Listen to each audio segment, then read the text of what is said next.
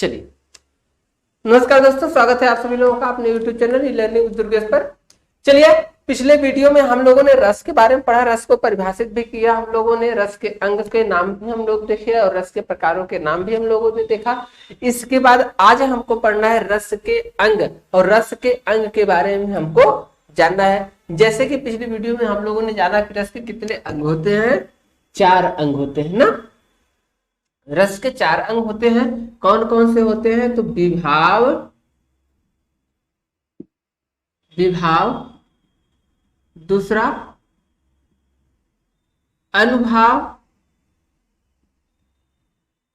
तीसरा व्यभिचारी भाव, चौथा अस्थायी भाव। व्यभिचारी भाव को ही क्या कहते हैं? संचारी भाव कहते हैं। ये होता है अस्थायी भाव। विधिवत पढ़ना है, अच्छे से पढ़ना है। आज हम लोग देखेंगे विभाव के बारे में, और विभाव ही नहीं अनुभाव भी कंप्लीट हो सकता है आपका। तो कम से कम 2 अंग तो हम देखेंगे, और ये 2 अंग अगर आज आपने अच्छे से देख लिए तो कभी भूलेगा नहीं, एकदम आनंद के साथ आधुनिक उदाहरणों के साथ हम लोग चलेंगे। चलिए, पहला देखते हैं विभाव।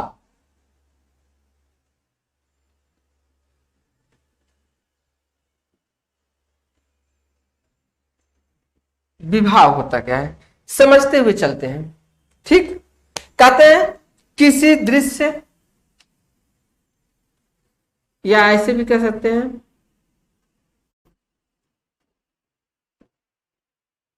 रस की निष्पत्ति में आए दृश्य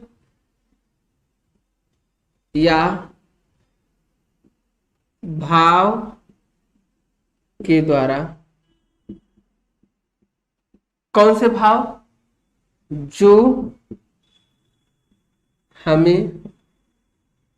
जो हमें आलंबन या उद्दीपन, आलंबन और उद्दीपन, फिर यहां तो लिखे हैं जो हमें आलंबन और उद्दीपन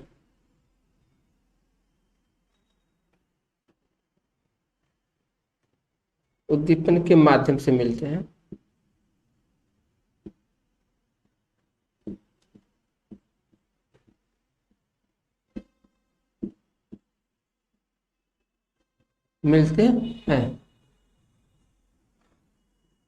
क्या कह रहा है? रस की निष्पत्ति में आए दृश्य या भाव के द्वारा, जो भाव के द्वारा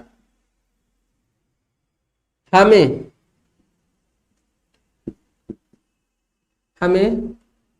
अस्थायित्व, देखिए सबसे अलग हटके परिभाषा है अस्थायित्व की, अस्थायित्व की भूमिका मिलती है। यानी आलंबन और उद्दीपन के माध्यम से अस्थायित्व की भूमिका जो मिलती है, अस्थायी भाव को जो परिपक्व करते हैं, अस्थायी भाव को जो लाते हैं, उसे हम क्या कहते हैं? विभाव कहते हैं। यानी किसी दृश्य आदि को देखने, अब आप वही किताबी परिभाषा ढूंढे, किसी दृश्य आदि को देखने से हमारे मन में जो भाव उत्पन्न होता है उसे हम क्या कहते हैं? क्या विभाव कहते हैं। ठीक, विभाव जो भाव को उत्पन्न करे, यानी हृदय में भाव को उत्तेजित करे, वो विभाव हो गया। अब देखिए, ये परिभाषा हमको नहीं देखना है, परिभाषा हमको देखने की जरूरत नहीं है। हमको ये देखना है कि आलंबन क्या होता है और उद्दीपन क्या होता है। ठीक, एक कैसे होते हैं और इनके द्वारा हमें भाव की प्राप्ति कैसे होती है। ठीक, चलिए देखते हैं। आलंबन क्या कहता है? जिसे देखकर भाव की प्राप्ति हो। कैसे भाव की? अस्थाई भाव की प्राप्ति। ठीक, जिसे देखकर भाव की प्राप्ति हो, या आप यहां लिख भी सकते हैं अस्थाई भाव की प्राप्ति हो, अस्थाई भाव की प्राप्ति हो। ठीक, अब उद्दीपन क्या कहता है? प्राप्त हुए भाव को जो उत्तेजित करे, प्राप्त हुए भाव को जो क्या करता है? उत्तेजित करता है। अब देखिए, आलंबन का इसका दूसरा रूप, आलंबन का दूसरा रूप आश्रय होता है।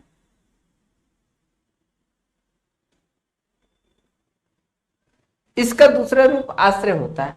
आश्रय क्या होता है? जिसके मन में, देखिए परिभाषा नहीं पूछता इसलिए मैं परिभाषा डिटेल में नहीं लिख रहा हूं, आपको केवल समझा रहा हूं। अभी आपको समझते समझते जब उदाहरण मिलेगा ना तो आपको समझ में आ जाएगा कि हाँ क्या चीज होता है। बहुत शानदार उदाहरण मिलने वाला है आपको। जिसके मन में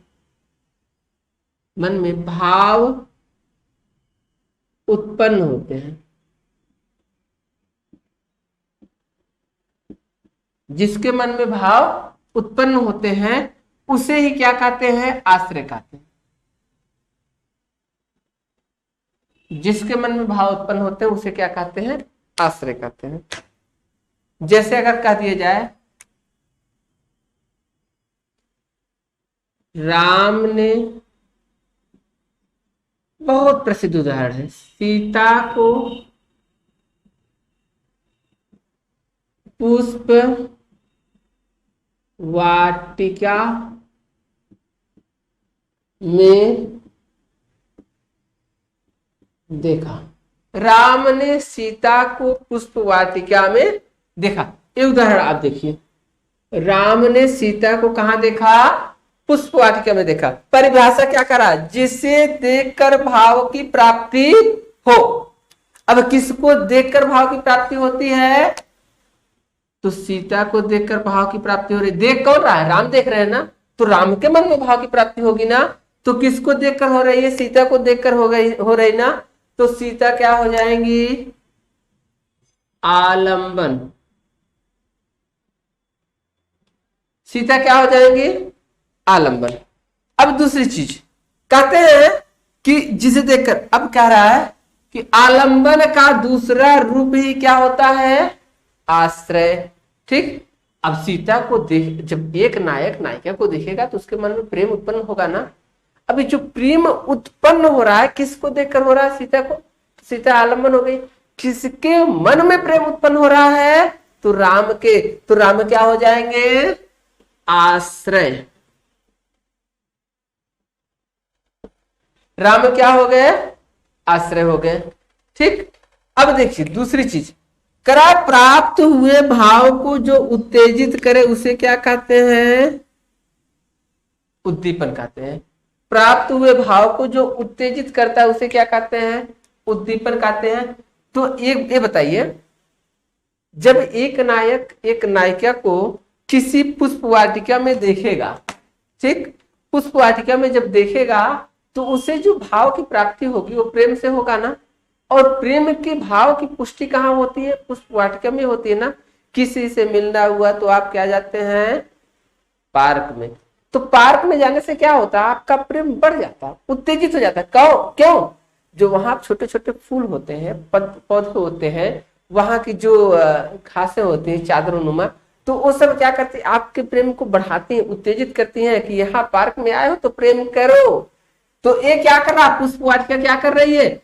ये प्रेम को उत्तेजित कर रही है कि ये पुष्प वाटिका में प्रेम करने के लिए लोग आते हैं, तो इसलिए राम और सीता प्रेम करो। तो ये क्या हो जाएगा आपका? उद्दीपन। उद्दीपन, सॉरी, उद्दीपक नहीं, उद्दीपन।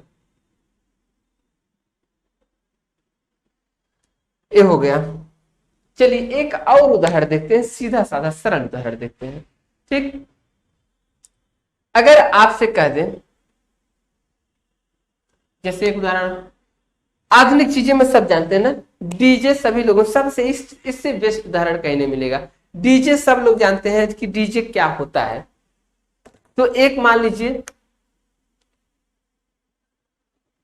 अजीत नाम का लड़का है,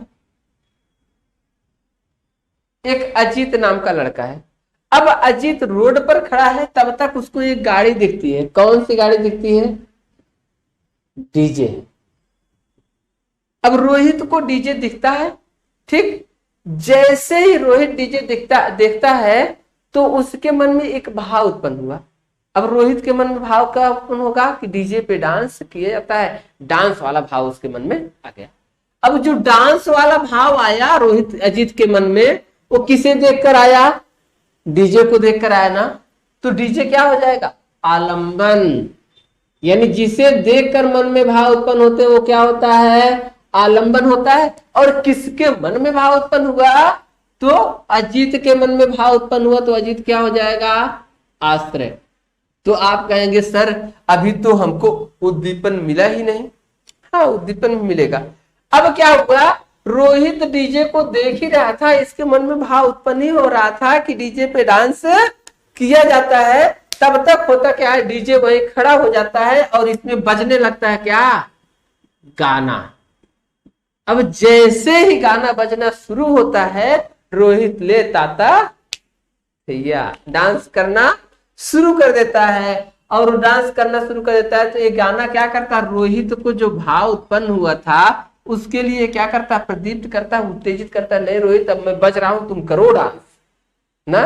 तो ये क्या हो जाएगा? आपका उद्दीपक। ठीक, इतना तो समझ में आ गया होगा।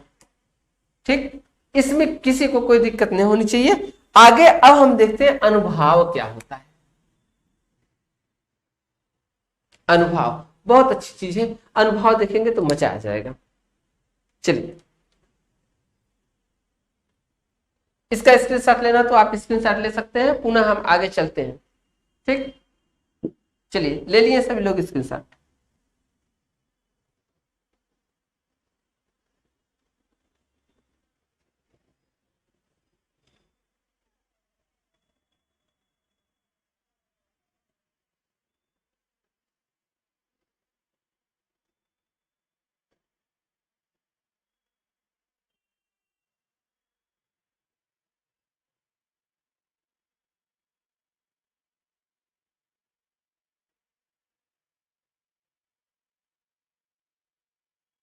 चलिए चलिए मित्रों, अगला हमको क्या मिला है? अनुभव।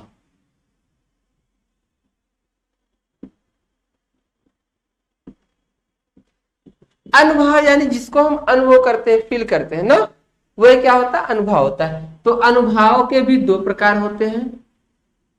अनुभव के दो प्रकार होते हैं। एक होता है कायिक अनुभव और दूसरा होता है सात्विक अनुभव।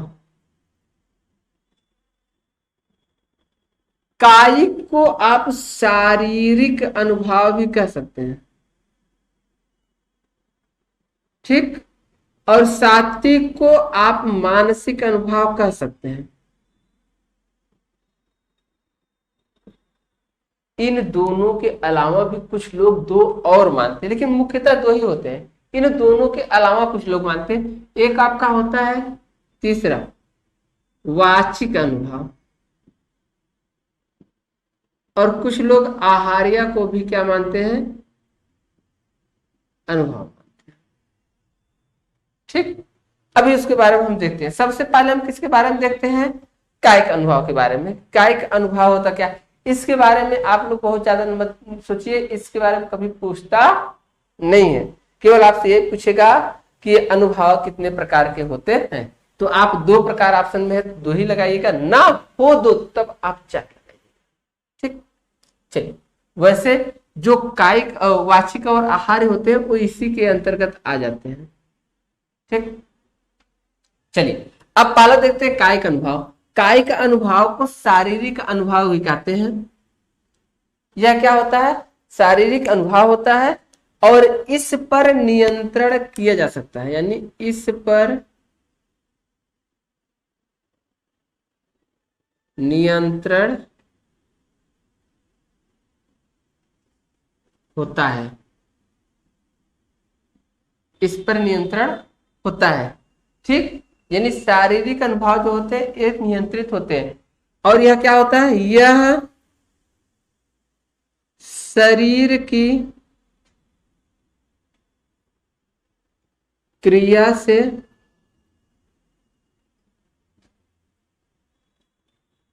संबंधित है। समझ जाएंगे ना। यानी यह क्या होता है, जो आपका कायिक अनुभव होता है, यानी ये जो कायिक अनुभव है, जो कायिक अनुभव है, यह किससे संबंधित होता है, शरीर की क्रिया से संबंधित होता है। ठीक, और यह क्या होता है, इस पर नियंत्रण हो सकता है। जैसे आप क्या करते हैं, हाथ फेंक रहे हैं तो हाथ को आप रोक सकते हैं, किसी के लिए थप्पड़ उठा रहे हैं तो थप्पड़ को रोक सकते हैं। ठीक, अब क्या करते हैं, किसी के लिए आप भौहें सिकोड़ रहे हैं तो भौहों का सिकोड़ना आप बंद कर सकते हैं। ठीक, किसी के लिए, किसी को देखकर आप मुस्कुरा रहे हैं तो मुस्कुराना आप बंद कर सकते हैं। किसी को देखकर आप गुस्सा रहे हैं तो गुस्साना आप बंद कर सकते हैं। किसी को देखकर दांते रगड़ रहे हैं तो दांते रगड़ना आप बंद कर सकते हैं। शरीर की अनंत क्रिया होती है और यह क्रिया क्या होती है, अनंत होती है। ठीक, चलिए, तो यह क्रिया अनंत होती है ना। लेकिन जो सात्विक अनुभव होता है यह क्या कर रहा है कि यह मन से संबंधित होता है।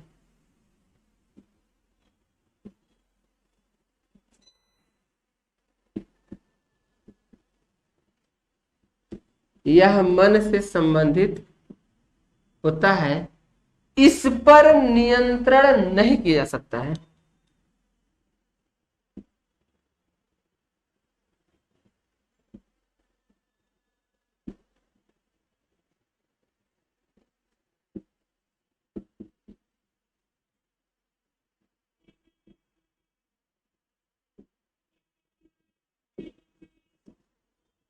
देखिए, जो कायिक अनुभव होता है इसकी कोई संख्या नहीं होती है, लेकिन सात्विक अनुभव की संख्या होती है। इसकी संख्या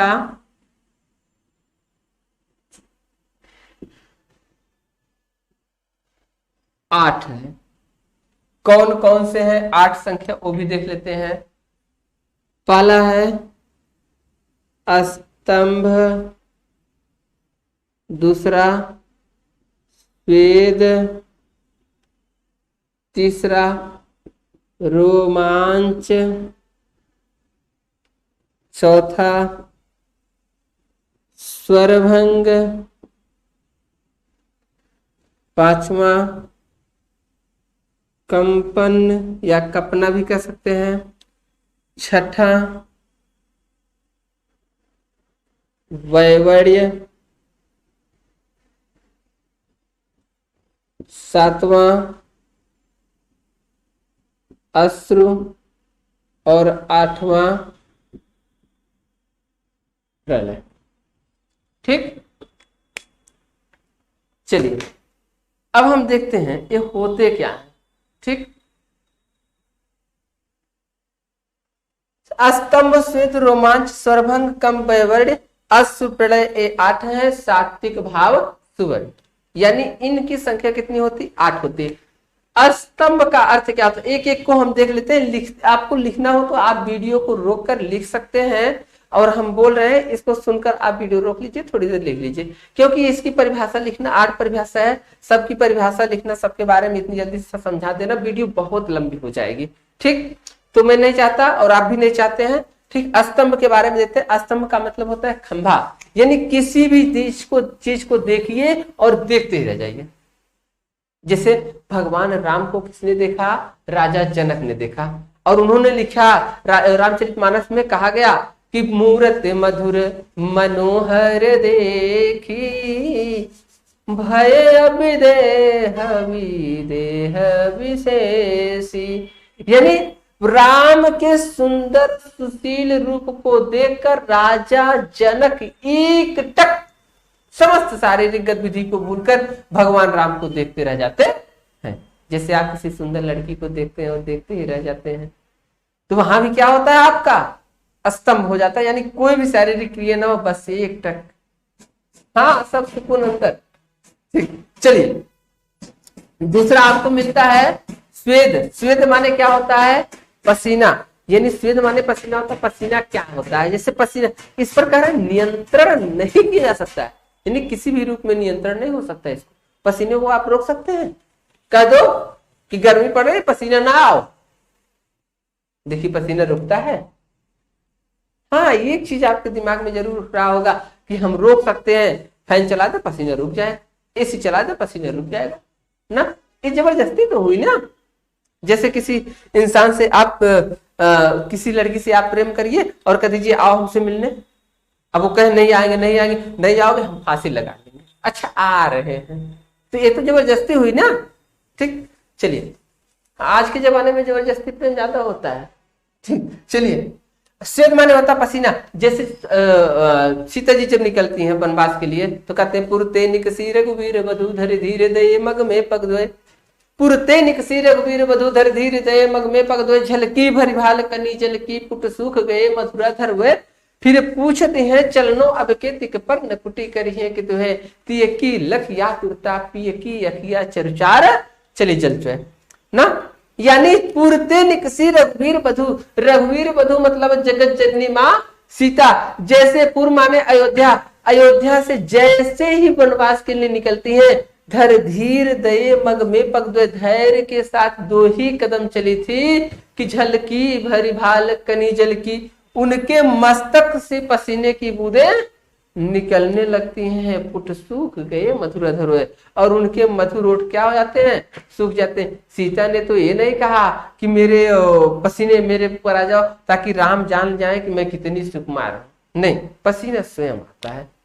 अब क्या कर रहे हैं? रोमांच। रोमांच मतलब होता है उत्साह। कभी आप किसी पे देखिए, अब युद्ध करने की बात आ जाए तब देखिए आप में कितनी उत्साह रहती है। मार तो इसके बाद फिर देखा जाएगा। और लगा क्रिकेट खेलने में लगी छक्का तब छक्का देखा जाएगा ना। अब क्या होता है? रोमांच का मतलब होता है उत्साह। जैसे जब आप पढ़ेंगे या शिव जी की प्रशस्ति पढ़ेंगे तो वहां पर भूषण जी ने लिखा कि साजी चतुरंग अंग सैन में उमंग धरि सर ज शिव जी जंग जीतन चलत हैं। भूषण बिहद नद भनद नगारन के नदी नद मद गैबरन को लरत हैं। ऐल फैल गैल बैल गलक में गैल गैल गजन की ठैल पहले सैल उलसत है। तारा सुतरनी धुरी धारा में लगत जिमी थारा पर पारा पारा वारी हलत है। यानी वहां पर होता क्या है? साज चतुरंग अंग में उमंग धार सरजा शिव जंग जीतन चलत है। यानी समस्त सेनाओं को, चतुरंगिणी सेना को सजाकर और उमंग को धारण करके सरजा शिव जंग जीतन चलत है। शिव जी अब विजय प्राप्ति के लिए चल रहे हैं। भूषण बिहद नद भनद नगारन के नदी नद मद गैबरन को लरत हैं। ऐल फैल गैल फैल गलक में गैल गैल गजन की ठैल फैल सैल उलसत है। तारा सुतरन धुरी धारा में लगत जिम थारा पर पारा पारा वारी हलत है। आगे अभी जब आपको वीर रस पढ़ाएंगे तो वहां उत्साह मिलेगा, तो समस्त चीजें आपको बताएंगे। ठीक, बहुत मजा आएगा। ठीक, चलिए बहुत मजा आने वाला है। अगला देखते हैं स्वरभंग। स्वरभंग का मतलब होता है आवाज का टूट टूट कर निकलता। जैसे आपने क्या करते, आप क्या करते हैं? स्वप्न देखते हैं। अब स्वप्न देखने में आपकी आवाजें क्या होती है? टूट टूट कर निकलने लगती है, आवाजें पूरी नहीं। एक सांप को देखिए और चिल्लाइए। अभी लड़कियां काकरोच को देखे तब देखिए, केवल हू करेंगे, आवाज नहीं निकलेगी। तो वही कहते हैं स्वरभंग। फिर कहते हैं कंप। कंप का मतलब होता है कपना। ठीक, यानी किसी भी चीज में क्या, जैसे आप कभी भाषण देने के लिए खड़े होते हैं, बचपन में आप किताब ही पढ़ने के लिए क्लास में खड़े हुए तो पैर कपा था ना, आप पैर को खूब सिकोड़े जा रहे हैं, लेकिन क्या होता है? वो कपना बंद होता है? नहीं, वो स्वतः होता, नियंत्रण आप नहीं कर सकते। बैवड़। बैवड़ का मतलब होता है कि रंग का उड़ जाना, यानी होश का उड़ जाना। जैसे आप कहते नहीं, कोई चोरी करके आए और कह दीजिए चोर को हम पहचान रहे, तब वो तो बेचारा हक्का बक्का हो जाएगा, सभा में बैठा रहेगा। तो वही कहते हैं रंग का उड़ जाना। इसलिए छुप नहीं सकती बनावट के वसूलों से, खुशबू आ नहीं सकती कागज के फूलों से। लाख छुपाओ छुप नहीं सकता राज हो कितना गहरा, दिल की बात बता देते हैं असली नकली चेहरा। तो ये होता है आपका बैवड़। अश्रु होता है। अश्रु का मतलब होता है आंसुओं का आना, यानी आंसू पे भी आप नियंत्रण कर सकते नहीं। यहां तक कि आपको बताया गया कि भगवान श्री कृष्ण भी आंसू पर नियंत्रण नहीं कर पाए। यानी सुदामा को देखकर इतना रोए कि उनका चरण ही धुल गया। बाप रे बाप, इतना ज्यादा रोना। अत्यंत अलंकार भी है, यानी छोटा बच्चा हो तो बह जाए उसी में, नहा ले ना। चलिए, जैसे उन्होंने कहा कि देखी सुदामा की दीन दशा, करुणा करके करुणा निधि रोए, पानी पर आते को हाथ छुओ न, नैनन के जल सुपग धोए। यानी यहाँ पर क्या होता है कि भगवान क्या करते हैं, पानी से भरे हुए परात को हाथ से छूते भी नहीं है और आंसुओं से पूरे पैर को धुल देते हैं। प्रलय, प्रलय का मतलब होता है अचेता अवस्था, बेहोश हो जाना ना। हाँ, धाई जीते तिते विदाई हेतु उधव की गोपी भर यारत समारत नसासुरी, कहाँ रत्ना कर मयूर पक्ष को दिए को गुंजे अली उमा है प्रेम आसुरी, सुनी सुनी उधव की अका कहानी कान को बिललानी को बिठा वीरानी है ना। कैसे है कि देखिए अंत में है परिशेष सानी है, यानी यहाँ पर वो बेहोश हो जाते हैं उनकी कहानी, इतना कहने वाली कहानी को सुनकर। चलिए, तो ये आपका अनुभव था, इसके बारे में आपको हो गया। जहां कोई भी दिक्कत हो आप कमेंट कर सकते हैं, उसके लिए मैं फिर से एक वीडियो बना दूंगा इन सब में। जहां भी आपको जरूरत पड़े कहाँ सर इसको बताइए, उसको मैं अलग से भी बता दूंगा। आज के लिए हम बस करते हैं आगे। दो अनुभव आपके, दो अंक आपके और बचे हुए हैं, संचारी भाव और अस्थाई भाव। संचारी भाव और अस्थाई भाव के बारे में हम अगली वीडियो में देखेंगे। जहां आपको यहाँ पर कोई दिक्कत हो तो आप कमेंट कर सकते हैं। आज के लिए बस इतना ही, आगे हम फिर चलते हैं। चलिए, सभी को बहुत बहुत धन्यवाद। सुनी सुनी उद्धव की